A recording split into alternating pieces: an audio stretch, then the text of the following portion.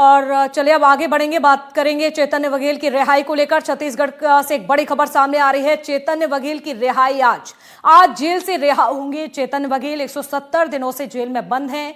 तो कल हाईकोर्ट ने जिस तरह से चैतन्य की जमानत को लेकर आपको बता दें रिहाई की बात कही थी, तो आबकारी घोटाले में आरोपी हैं चैतन्य बघेल। रायपुर सेंट्रल जेल के बाहर अब ऐसे में तमाम बघेल के जो समर्थक हैं, जो कार्यकर्ता हैं, वो जुट गए हैं। रायपुर जिला कोर्ट में चल रही है कानूनी प्रक्रिया।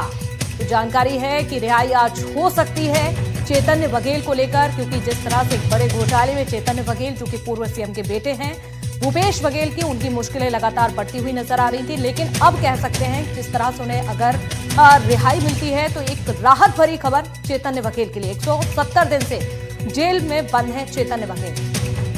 चलिए और ज्यादा जानकारी लेते हैं। नीलेश हमारे सहयोगी जुड़ चुके हैं। नीलेश, आज क्या लगता है चैतन्य बघेल के लिए राहत भरा दिन हो सकता है? बिल्कुल, देखिए आज चैतन्य बघेल और उनके परिवार दोनों के लिए बड़ी राहत की बात है, क्योंकि लगभग 168 दिनों के बाद जो है वो चैतन्य बघेल जेल से बाहर आएंगे। कानूनी प्रक्रिया चल रही है। जो कोर्ट ने एक आदेश दिया था कि जो हाईकोर्ट ने जमानत जरूर दी थी, लेकिन एक आदेश ये भी दिया था कि चैतन्य बघेल को जमानत पर छोड़ने से पहले उनको ईडी की जो स्पेशल कोर्ट है वहां पर पेश किया जाएगा और वहां से फिर कुछ दिशा निर्देश भी तय किए जा सकते हैं, कुछ टर्म्स एंड कंडीशन भी रखे जा सकते हैं। जैसा कि आमतौर पर देखा जाता है कि विदेश आप नहीं जा सकते, पासपोर्ट जमा करना पड़ेगा, और इसके अलावा अगर कहीं शहर से बाहर जाते हैं या राज्य से बाहर जाते हैं तो उसकी सूचना देनी पड़ेगी। ऐसी कुछ चीजें रहती हैं जो बेल के तौर पर बेल के समय ऐसे तय किए जाते हैं सर। तो हो सकता है ऐसे कुछ सर तय किए जाएं ईडी कोर्ट के द्वारा और उसके बाद वो बाहर आएंगे। लेकिन उनके बाहर आने को लेकर जो तैयारी है वो पूरी कर ली गई है। उनके जो समर्थक हैं वो जेल परिसर के बाहर, जो भूपेश बघेल के पॉलिटिकल समर्थक भी हैं वो भी शामिल हैं। इसके अलावा चैतन्य बघेल के अपने मित्र हैं वो भी जेल परिसर के बाहर हैं। उनके परिवार के लोग भी इंतजार कर रहे हैं। इसके अलावा भिलाई 3 निवास में भी उनके रिहाई को लेकर जो वापसी है उसको लेकर तैयारियां शुरू कर दी गई हैं। और एक इत्तेफाक कह लें या फिर एक नियति कह लें कि जब इनकी गिरफ्तारी हुई थी चैतन्य बघेल की, तो उस दिन उनका जन्मदिन था 18 जुलाई 2025 को। और जब आज वो बाहर आ रहे हैं तो उनके बेटे जो हैं चैतन्य बघेल के विवांश, उनका जन्मदिन है। तो उनके निवास पर उनके बेटे के जन्मदिन की भी तैयारियां चल रही हैं और उनके रिहाई को लेकर जो जश्न या खुशियां की बात है उसकी भी तैयारियां चल रही हैं। तो कुल मिला के आज चैतन्य बघेल और उनके परिवार के लिए एक बड़ा दिन हो सकता है, क्योंकि एक बड़े मामले में जो लगभग 168 दिनों से जेल में थे, अब वो बाहर आ रहे हैं। बिल्कुल। इसमें एक और और बड़ी नीलेश, चीज है, जिस तरह से जेल में बंद है 170 दिन से लगातार हम देख रहे हैं, उस समय से भूपेश बघेल की बात की जाए या फिर उनके परिवार की ओर से या फिर जो समर्थक हैं, कार्यकर्ता हैं, लगातार इसका विरोध करते रहे।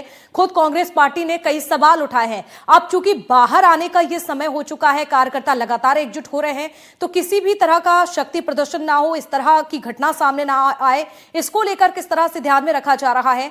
और ये भी कहीं ना कहीं स्पष्ट है कि जेल से बाहर तो आ रहे हैं लेकिन नियमों का और शर्तों का पालन करना होगा। बिल्कुल। देखिए मैं थोड़ी देर पहले वही बता रहा था कि हाई कोर्ट ने जमानत दी है, लेकिन उन्होंने बताया कि ईडी की स्पेशल कोर्ट में इनको जाना होगा और वहां से ईडी की स्पेशल कोर्ट जो है वो कुछ तय कर सकती है उनको उनकी राय को लेकर, कि जब वो उनके लिए कुछ कर सकती है। और उसमें मुख्य रूप से शर्तें जो है वो यही हो सकती हैं कि अगर बाहर जाएंगे विदेश ना कोई जाने के बाद, ऐसे में कई सारे मामले तो ये सिर्फ इसमें दोष मुक्त नहीं हुए हैं। तो ऐसे कई सारी चर्चाएं चल रही हैं कि कुछ शर्त लगाई जा सकती हैं।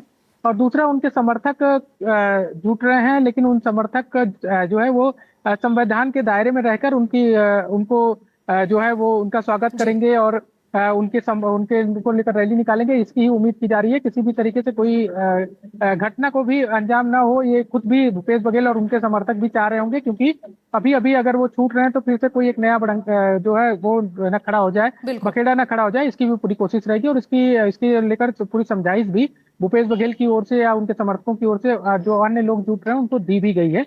कुल मिलाकर तैयारी की जा रही है और थोड़ी देर में, कुछ देर में हो सकता है चैतन्य बघेल जेल से बाहर आ जाएंगे। बिल्कुल, यानी कि इंतजार किया जा रहा है अब बघेल के बाहर आने का। चलिए नजर आप बनाकर रखेगा। बहुत शुक्रिया तमाम अपडेट देने के लिए। और आगे बढ़ेंगे, खबरों में बात करेंगे बालाघाट की। शराब के नशे में युवक ने हंगामा किया। आरोपी ने तलवार से बुजुर्ग की उंगली काट दी। घटना के बाद लोगों ने थाने का घेराव कर दिया, तो पुलिस ने आरोपी को गिरफ्तार कर लिया और जुलूस भी आरोपी का निकाला।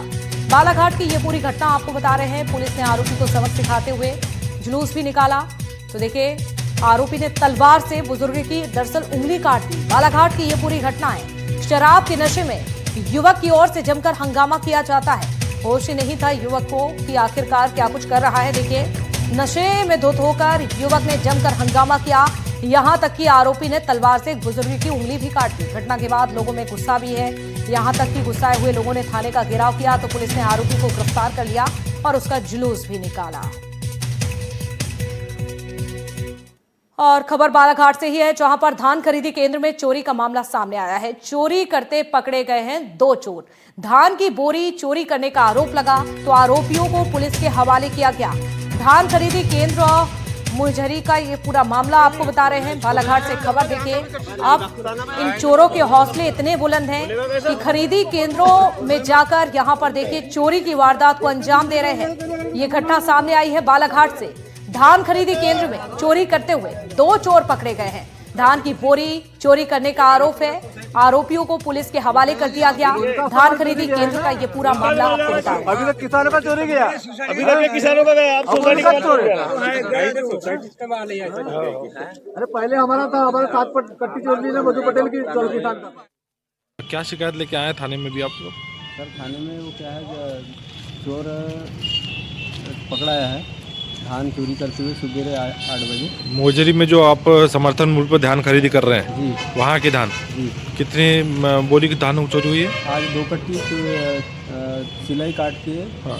तौली हुई धान सिलाई काट के दूसरी बोरी किसान की बोरी में भर के ले जा रहा था। अच्छा, कौन थे चोर, किस मालूम है कोई? गौरव न खाते गौरव न खाते और पवन भागड़कर। पवन भागड़कर। जी इनको आप लोगों ने पकड़ा है? जी पकड़कर आपने थाने के हवाले भी किया है? जी। पुलिस के हवाले? 112 में कॉल किए थे, हाँ।